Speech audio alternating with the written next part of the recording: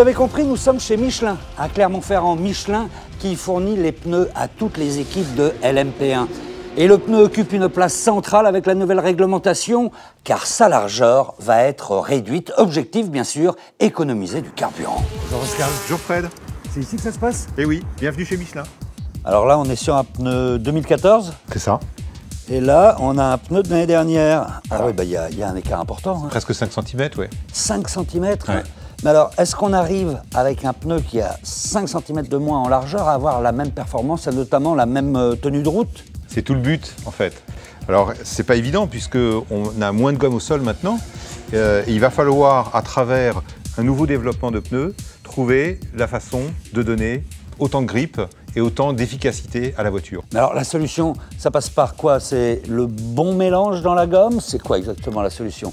L'ingénieur pneu, Le secret. on l'aura pas. Le secret, c'est le bon équilibre.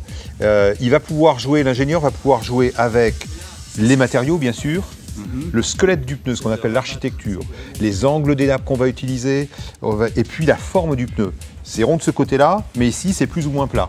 Ouais. Donc ce triangle entre matériaux, squelette, architecture et forme, c'est ça qui va extraire le maximum de performance de la voiture.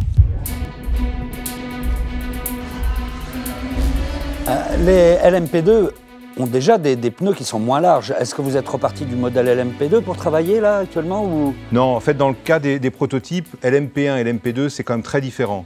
Et même si les dimensions deviennent équivalentes, on est parti pratiquement d'une feuille blanche. Ce sont les mêmes pneus qui vont aller vers toutes les écuries ou est-ce que vous travaillez sur mesure pour Toyota, Porsche ou Audi? Alors chez Michelin, on a une philosophie très particulière. On va développer le pneu pour chaque véhicule. Ah oui. Par contre, à la fin du développement, chaque écurie pourra tester le pneu du petit copain. Et c'est comme ça qu'on assure que, en fait, on ne donne pas un avantage particulier à un team ou un autre. Vous êtes les seuls fabricants pour les LMP1. Comment se fait-il que vous soyez les seuls? Alors en fait, ce qui est important de savoir, c'est que pour la catégorie LMP1, comme pour le LMP2 d'ailleurs, c'est ouvert à tous les manufacturiers. Tous ceux qui veulent venir jouer, ils ont le droit. Vous n'avez pas une exclusivité? Non, pas du tout. Par contre, aujourd'hui, toutes les écuries principales font confiance à Michelin.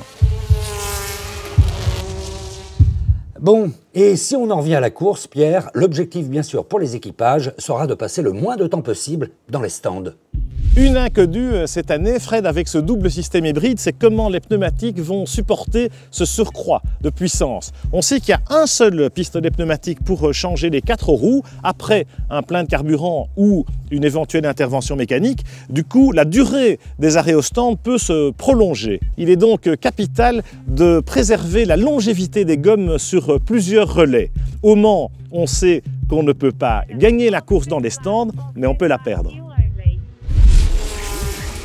Mais est-ce qu'on arrive encore à gagner en longévité sur un pneu aujourd'hui? Un changement de pneu, c'est à peu près 22 secondes de pénalité. Ouais. Donc en fait, il va falloir essayer d'avoir un pneu qui soit très rapide, très constant et qui puisse faire le plus de kilomètres possible. Avec ça, on a, on va dire, l'accord parfait.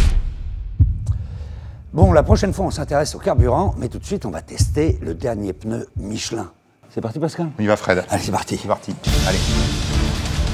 Là, t'as pris de l'avance, là. Un petit peu au départ, mais j'ai l'impression que t'es beaucoup plus puissant que moi, là. Regarde, là, attends, j'ai le pied au plancher.